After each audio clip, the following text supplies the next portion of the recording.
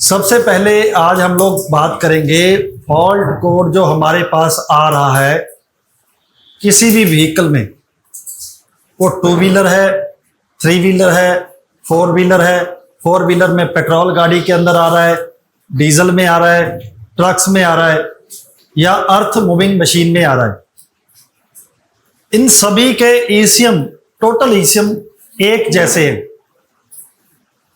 कहने का मतलब अगर आपके पास किसी भी तरह का ईसीएम रिपेयर करने के लिए आता है तो ईसीएम रिपेयर करने से पहले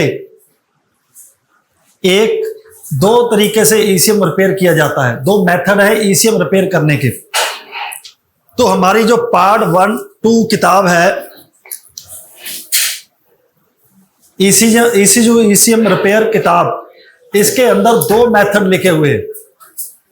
इनको आपने रीड करना है। ये जो मैं आपको फॉल्ट कोड दे रहा हूं, ये फॉल्ट कोड एक मेथड के अधीन आएगा, मतलब एक मेथड के द्वारा इसको हम लोग रिपेयर करेंगे। आपने ये मेथड रीड करना है इस किताब में से। कल मैं आपसे फिर दोबारा पूछूंगा कि आपने वो मेथड रीड किया, दोनों में से किस मेथड के ऊपर हम लोगों ने काम किया। ये क्वेश्चन लिख लीजिए। पार्ट 2 किताब में से आपको मेथड रीड करने हैं।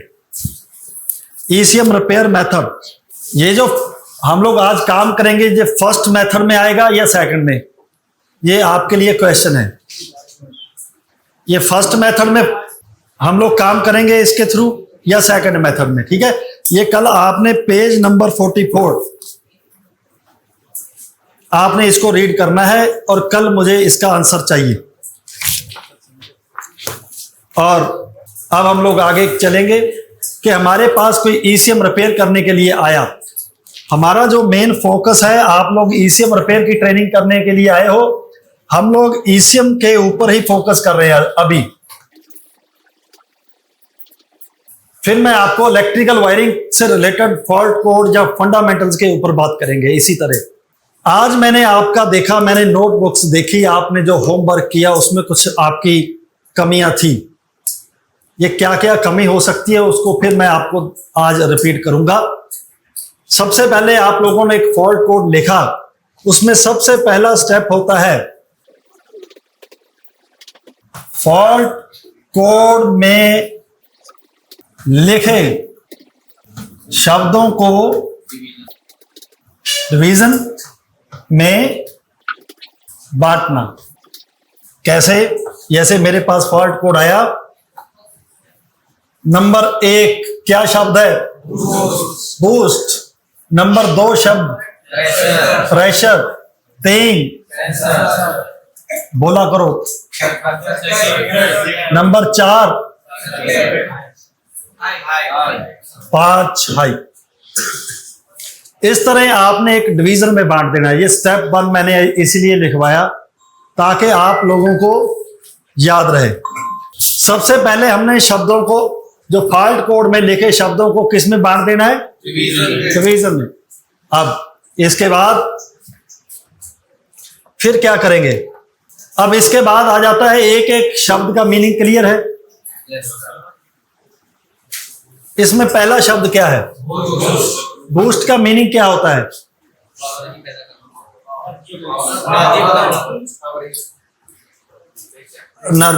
एनर्जी को इंक्रीज करना, इंप्रूव करना। किसको? अब ये शब्द हमारे फॉल्ट कोड में है। एक व्हीकल पे काम करते हुए ये शब्द लिखकर आया। अब ये शब्द किस सेंसर से रिलेटेड है, क्यों आया, इसके लिए आपके पास पार्ट 1 किताब है इलेक्ट्रिकल वायरिंग से रिलेटेड। इसमें आप लोगों ने रीड करना है, जो फ्रेशर स्टूडेंट्स हैं। इससे होगा क्या, इस तरह हम लोग जो रिवीजन कर रहे हैं, आपको रीड करने की आदत पड़ेगी। रीड करने के बाद आप फॉल्ट कोड किस सेंसर से रिलेटेड है, इस किताब में पेज नंबर 8 पे लिखा हुआ है। पेज नंबर लिखिए 8, इसको रीड करना है। बेसिक ऑफ मैकाट्रॉनिक किताब के अंदर, उसमें आपको पता चलेगा कि बूस्ट शब्द किस सेंसर से रिलेटेड है? इनटेक एयर सेंसर से अंदर एयर आ रही है। अब इनटेक एयर से रिलेटेड दो सेंसर होते हैं, एक मास एयर फ्लो और एक बूस्ट प्रेशर। इसी तरह बूस्ट जो शब्द है ये एयर के लिए यूज किया गया। प्रेशर, अब प्रेशर शब्द क्यों लेकर आया? प्रेशर शब्द का मीनिंग क्या है? दबाव। जब किसी इंजन के अंदर इनटेक एयर अंदर जा रही है तो आज हमारे इंजन के अंदर क्या लगा दिया गया? टरबाइन, एक टर्बो लगाई गई। टर्बो क्या करती है? बाहर आ रही एयर को कंप्रेस कर देती है, उसके अंदर बूस्ट को बढ़ा देती है, एयर में जान ला देती है। ज्यादा क्वांटिटी में एयर को स्टोर कर लिया जाता है, ज्यादा एयर को वहां पे आफ्टर टरबाइन कंप्रेस कर दिया जाता है। इसके बाद ये शब्द क्यों आया? प्रेशर, दबाव। एयर का दबाव बढ़ गया, कहां बढ़ेगा? After turbine. पेट्रोल गाड़ी में भी टरबाइन लगी आती है, डीजल में भी आती है, ये ध्यान रखना। लेकिन प्रेशर शब्द आपको बताएगा कि मुझे यहां पे क्यों यूज किया गया फॉल्ट कोड के अंदर। इन शब्दों के रीजंस हैं, कारण हैं बहुत से। अगर इन कारण को हम लोग समझ लेंगे तो गाड़ी पेट्रोल है, डीजल है, कार है, ट्रक है, अर्थ मूविंग मशीन है, मुझे करना क्या है? ईसीएम के अंदर किस पार्ट को रिपेयर करना है, मुझे किस कंपोनेंट को चेंज करना है, क्यों चेंज करना है, ये वहां तक पहुंचने के लिए आपको फॉल्ट कोड में आ रही लैंग्वेज के बारे में प्रॉपर नॉलेज होनी चाहिए। और ये नॉलेज कैसे होगी? प्रैक्टिस से। आज मैंने आपको तीसरा दिन है हमें, लेकिन आज भी आपकी कॉपी प्रॉपर नहीं बनाई गई। उसके कई कारण होते हैं, समझ में नहीं आया। एक उसमें टीचर की दिक्कत हो सकती है, आपकी भी हो सकती है, दोनों इसके लिए जिम्मेवार हैं। मैं ये नहीं कहूंगा स्टूडेंट ने होमवर्क नहीं किया, तब तक नहीं करेगा जब तक उसको समझ में नहीं आएगा।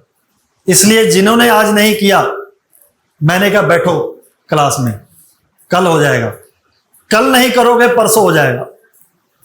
लेकिन हमारी दोनों की गलती है, या टीचर को समझाना नहीं आया या समझ में नहीं आया। इसको दोनों को हमें क्लियर करना है, और तब तक ये क्लास लगाएंगे जब तक आपके दिमाग में एक एक कंपोनेंट्स ना आ जाए।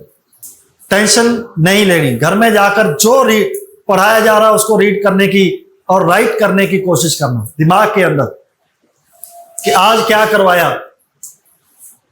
क्वेश्चंस लेकर आओ। सर ये फॉल्ट कोड, ये आज एक स्टूडेंट ने पूछा सर इस किताब के अंदर बूस्ट प्रेशर या मास एयर फ्लो या केम शाफ्ट सेंसर से रिलेटेड 5 फॉल्ट कोड लिखे हुए हैं। कितना बढ़िया क्वेश्चन है सर। 5 फॉल्ट कोड, जैसे boost pressure sensor circuit range performance, boost pressure sensor circuit low, boost pressure sensor intermediate, ऐसे बहुत शब्द चेंज हो जाएंगे, 5, 6, 7, 8। लेकिन ईसीएम रिपेयर करने वाले के लिए ईसीएम को रिपेयर करने का फॉर्मूला एक है। एक मैकेनिक के लिए एक सेंसर से रिलेटेड 10-12 फॉल्ट कोड होंगे, लेकिन एक ईसीएम रिपेयर करने के लिए सिर्फ तरीका एक है। 10-12 फॉल्ट कोड को एक ही तरीके से हमने सॉल्व करना है, इतना आसान काम है ये। आगे चलते हैं। इसके बाद प्रेशर सेंसर सर्किट। अब आगे, अब इसमें लिखो फॉल्ट कोड में लिखे शब्दों के मीनिंग क्या है। एक एक शब्द को हमने क्लियर करना है। बूस्ट का मीनिंग, प्रेशर का, सेंसर का, सर्किट, हाई। आगे अब आगे हम लोग क्या करेंगे, डिवीजन में बांट दिए थे। फॉल्ट कोड को रीड करने का तरीका। फॉल्ट कोड को रीड करने का तरीका क्या है, किस तरीके से हम लोग इसको रीड करेंगे। यदि आपने इसको डिवीजन में बांट लिया, शब्दों के मीनिंग क्लियर हो गए, फिर अब हम लोग इसको रीड करने के तरीके को फॉलो करेंगे।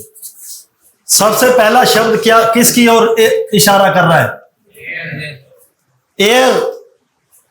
एयर क्या हो गई?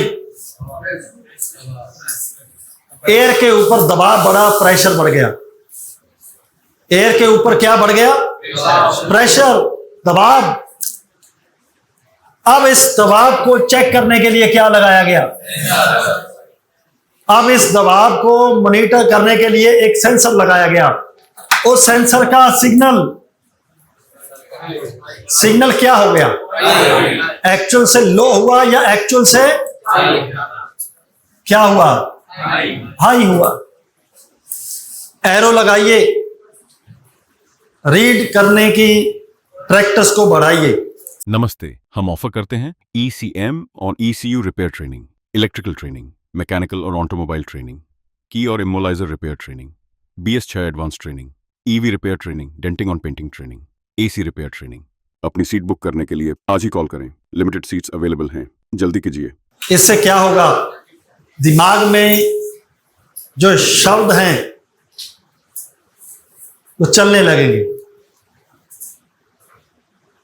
क्योंकि हमें एक ऐसे टेक्नीशियन बनना है कि फॉल्ट कोड रीड किया, उसको कम समय में कैसे सॉल्व किया जा सके। क्योंकि इन फ्यूचर के अंदर जब आप लोग अपना काम स्टार्ट करोगे तो टाइम और पेमेंट, आज से अगर 20 साल पहले बात करें तो समय बहुत था। एक व्हीकल आया वर्कशॉप के अंदर, मैं खुद 2007, 8, 9, 10, 11 की बात बता रहा हूं। 10 दिन दे दो, कस्टमर वही रुक जाएगा। कस्टमर आपके पास रुका हुआ है।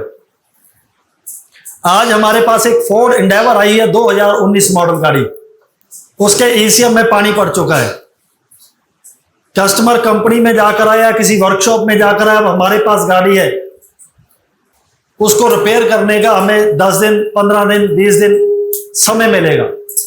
जो कंपनी में नहीं हुई वो हमारे पास आई, क्योंकि बाहर कंपनी से कम पैसे लगेंगे।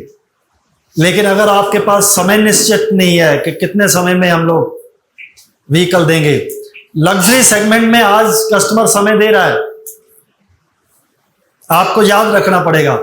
आज के समय में लग्जरी सेगमेंट में हमें समय मिलेगा, लेकिन आम जो महिंद्रा, मारुति, हुंडई ये व्हीकल है, इसमें समय नहीं है। आप नहीं करोगे तो दूसरा है।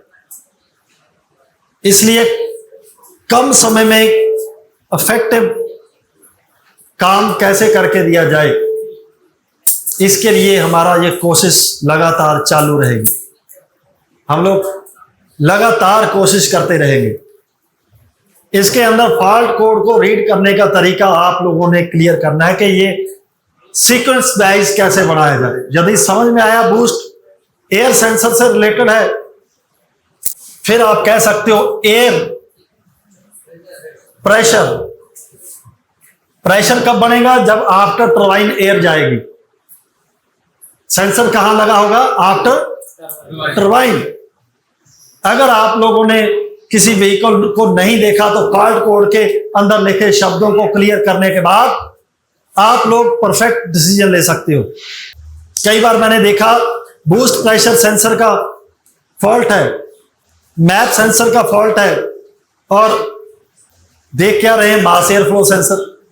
प्रॉब्लम कहीं पे है और हम स्टूडेंट कहीं और चेक कर रहा है, टेक्नीशियन कुछ और देख रहा है। तो आगे अब हम लोग फॉल्ट कोड को रीड करने का तरीका, इसके बाद क्या करेंगे? इस फॉल्ट कोड के ऊपर क्या अप्लाई करेंगे? यस, अब यहां पे हम लोग क्या करेंगे? 5 अप्लाई करेंगे, 5 फंडामेंटल्स अप्लाई करेंगे। अब पहला फंडामेंटल क्या कहता है? ECM रिपेयर की ट्रेनिंग के अंदर ये ECM से रिलेटेड 5 फंडामेंटल्स हैं, ये ध्यान रखना।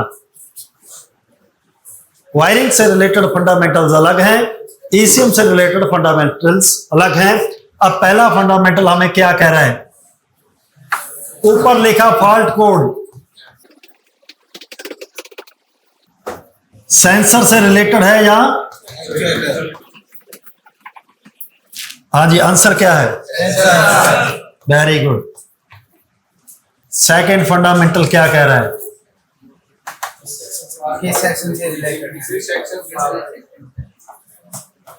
ऊपर लिखा फॉल्ट कोड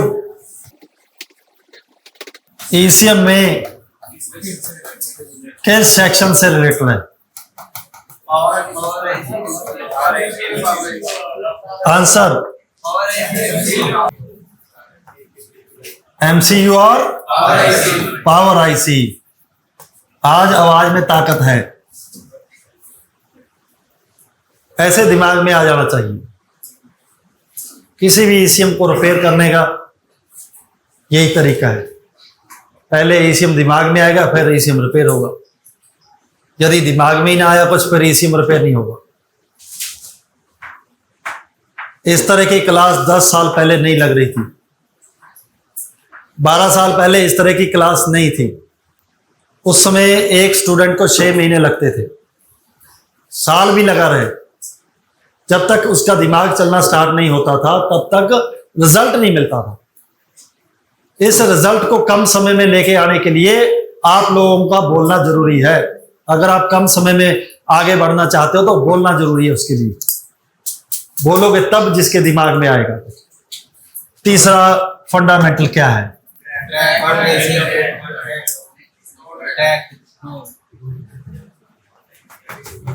ईसीएम में इस फॉल्ट कोड से रिलेटेड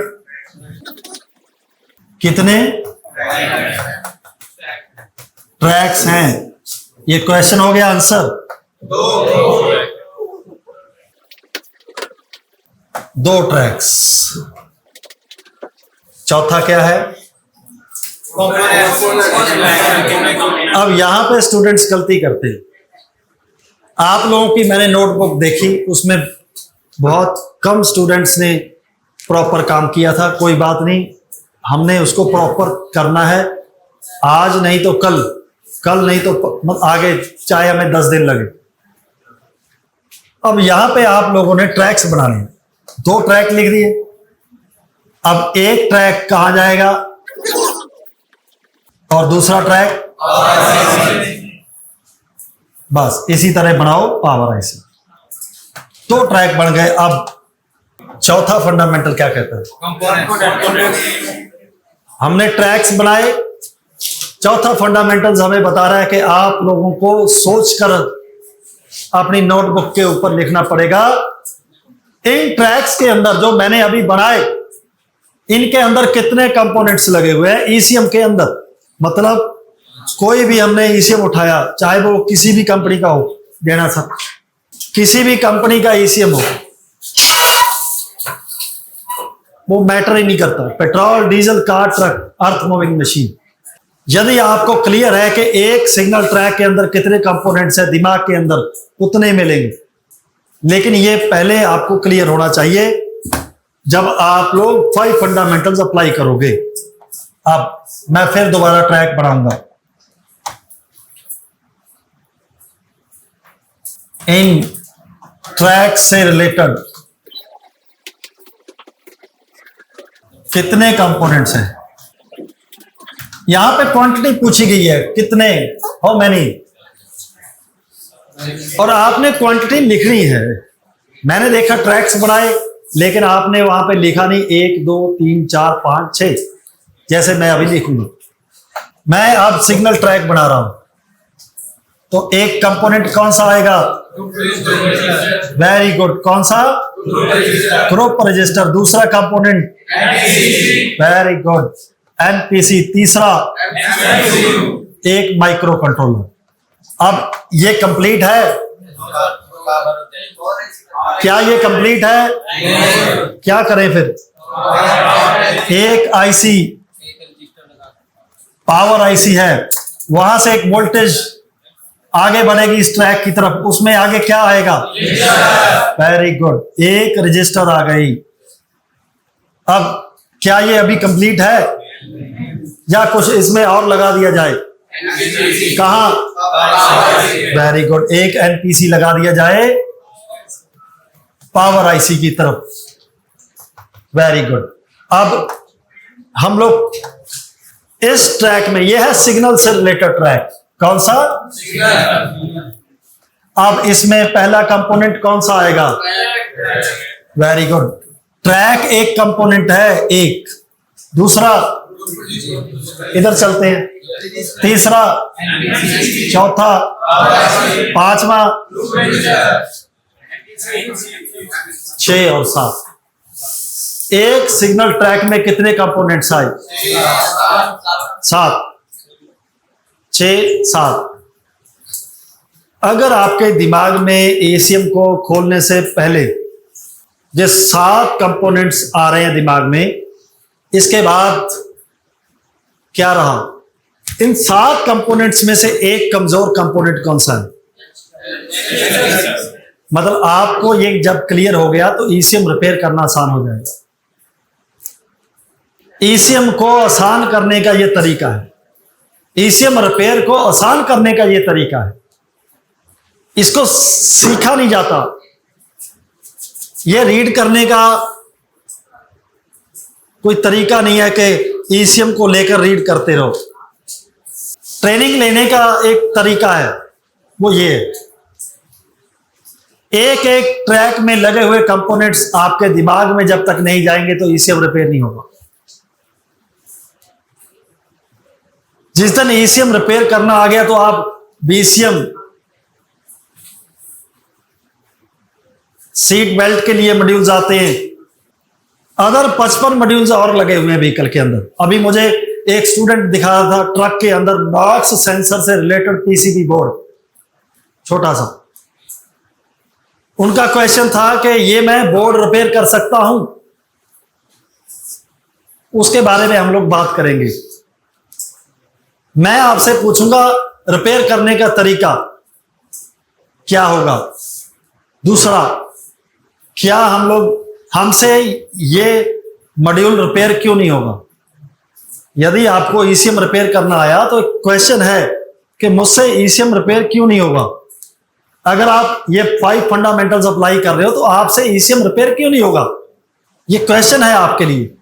तो इसी तरह यदि आप इस तरीके से काम करते हो, एक सर्किट बनाया तो आप 100% ईसीएम रिपेयर कर सकते हो। और दूसरा सर्किट कौन सा है इसमें? पावर आईसी का। एक सेंसर को ऑन होने के लिए क्या चाहिए? 5 वोल्ट। ये कौन सा आईसी दे? इसके ट्रैक में क्या लगा दिया जाए? कितने कंपोनेंट्स हो गए? Track, NPC 2। अगर किसी सेंसर पे 5 वोल्ट नहीं जा रही तो फॉल्ट कहां कहां होगा? कितने कंपोनेंट्स में फॉल्ट होगा? इतना आसान है। आगे 5वां फंडामेंटल क्या कहता है?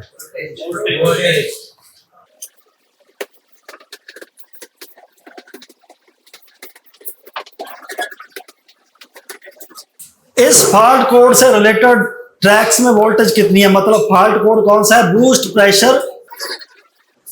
Pressure sensor circuit high. और इसके लिए अगर आप लोग पार्ट 1 किताब की हेल्प लोगे तो यहां पे इस सेंसर की लोकेशन, इस सेंसर का काम, इस सेंसर में कितनी वायर्स हो सकती है? 3 और 3 वायर में कितनी वोल्टेज, 4 वायर में कितनी वोल्टेज। और लास्ट में इसके 5 चैप्टर्स ऐसे हैं जहां पे काम करने का तरीका बताया गया है। पेज नंबर नोट कीजिए। पार्ट 1 किताब के अंदर 137 नंबर पेज है, ये आपको रीड करना है। पार्ट 1 किताब के अंदर 137 नंबर पेज, इस पे एक एक स्टेप लिखाया गया है काम करने का तरीका। इसके अंदर अगर आपके दिमाग में क्वेश्चंस पैदा होते हैं तो लिखने की कोशिश करना, मैं आपको उसके आंसर दूंगा। इस फॉल्ट कोड से रिलेटेड ट्रैक्स में वोल्टेज कितनी है? 1 2 3। बॉडी ग्राउंड, दूसरे में, तीसरे में।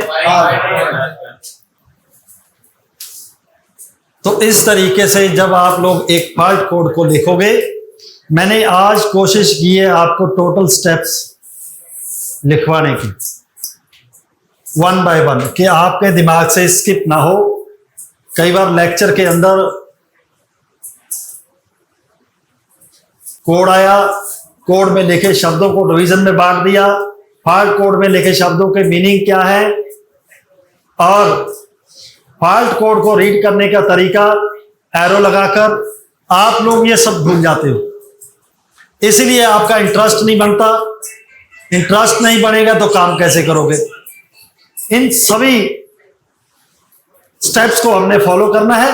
उसके बाद 5 फंडामेंटल्स के अंदर ध्यान रखिए, यहां तीसरे फंडामेंटल में जाकर आपको 2 ट्रैक्स बनाने हैं, आईसी बनाने हैं, बस उसमें कोई कंपोनेंट नहीं लगाना।